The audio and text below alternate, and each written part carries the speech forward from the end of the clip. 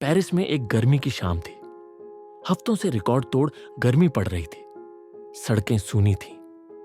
Louvre museum में सन्नाटा पसरा था। कोई बाहर निकलने की हिम्मत नहीं कर रहा था। लेकिन एक शख्स के लिए यह वक्त था सदी की सबसे बड़ी चोरी को अंजाम देने का। उसने रात के अंधेरे में लूव्र में दाखिल होकर मोनालिसा को चुरा लिया और शहर से गायब हो गया। इस चोरी ने पूरी दुनिया में हंगामा मचा दिया। फ्रेंच पुलिस 2 साल तक गलत रास्तों पर भटकती रही। हर सुराग एक बंद गली में बदल जाता था। लेकिन आखिरकार एक रहस्यमयी चिट्ठी आई जिसने चोर को पकड़वा दिया। आज हम तुम्हें दिखाएंगे कैसे एक अकेले शख्स ने मोनालिसा चुराई, कैसे वो लगभग बच निकला और इसके पीछे का वो बड़ा प्लान जो सालों बाद सामने आया। रविवार की शाम को सूरज डूब रहा था। लूव्र से आखिरी टूरिस्ट बाहर निकल रहे थे। म्यूजियम बंद होने वाला था। तभी एक शख्स अंदर दाखिल हुआ। उसने लूव्र की ऑफिशियल सफेद यूनिफॉर्म पहनी थी ताकि वो कर्मचारी लगे। वो तेजी से एक छोटे से स्टोरेज रूम की तरफ बढ़ा, अंदर घुसा और दरवाजा बंद कर लिया। वो वहां रात भर छुपा रहा। अगले दिन लूव्र बंद था, मतलब बहुत कम कर्मचारी थे। सुबह ठीक 7:15 पर वो चोर बाहर निकला। लूव्र एकदम खाली था, कोई नजर नहीं आ रहा था। वो तेजी से सैलून गैलरी की तरफ बढ़ा और वहां थी मोनालिसा। उस वक्त मोनालिसा इतनी फेमस नहीं थी, ना ही उसका अलग रूम था।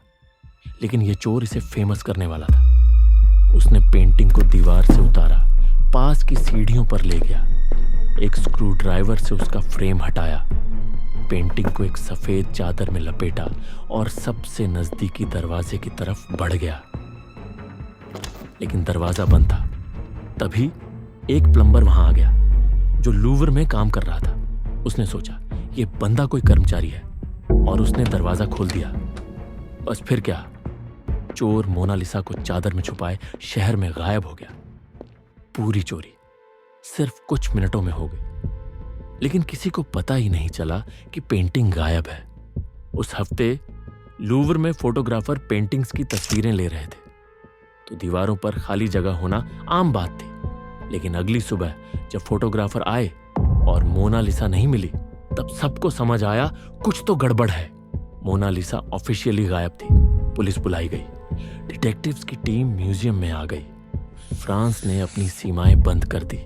जब लूव्र ने बताया कि उनकी सबसे कीमती पेंटिंग गायब है, तो पूरी दुनिया में हंगामा मच गया।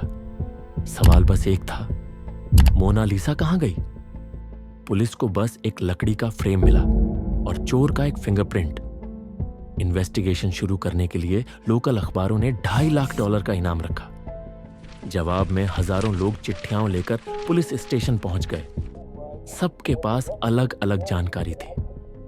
कोई कह रहा था मोनालिसा बेल्जियम की ट्रेन में है, कोई कह रहा था वो अमेरिका जा रही एक शिप में है। 2 गवाहों ने कहा उन्होंने एक बंदे को लूव्र से कुछ बड़ा सामान ले जाते देखा।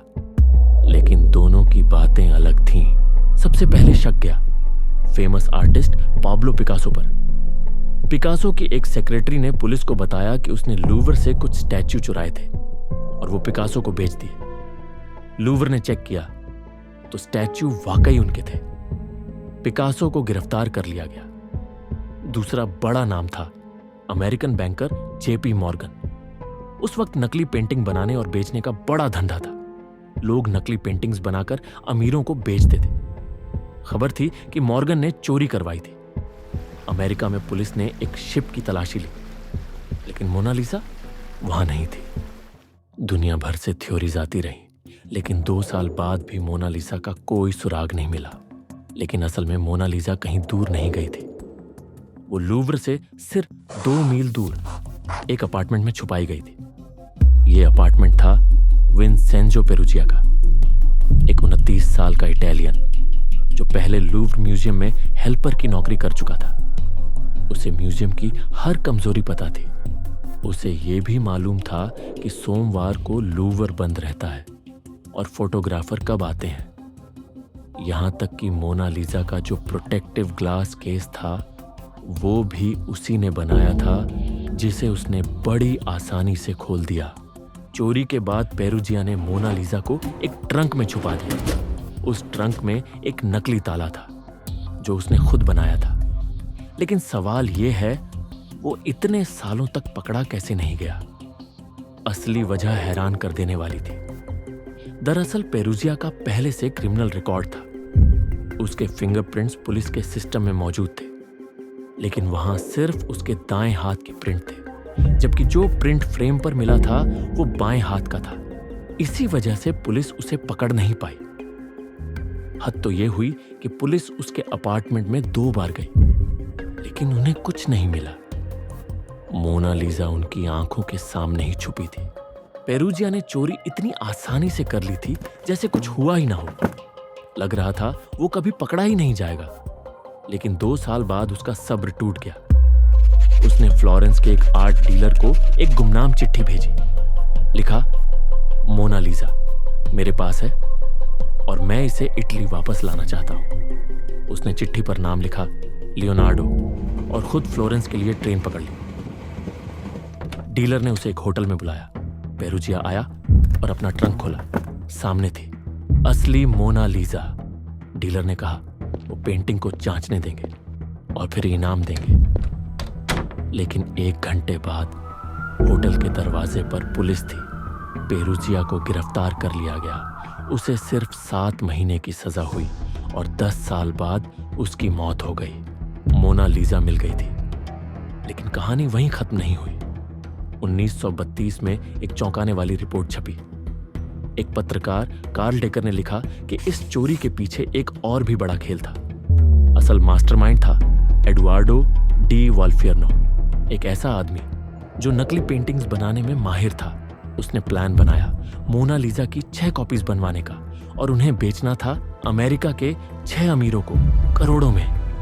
लेकिन एक दिक्कत थी, लोग तभी खरीदेंगे जब यकीन हो जाएगा कि असल वाली गायब हो गई है। तो उसने पेरुजिया को हायर किया। जैसे ही खबर फैली कि मोनालिसा चोरी हो गई, नकली पेंटिंग्स बेच दी गई और तीनों ने मिलकर कमा लिए $90 मिलियन।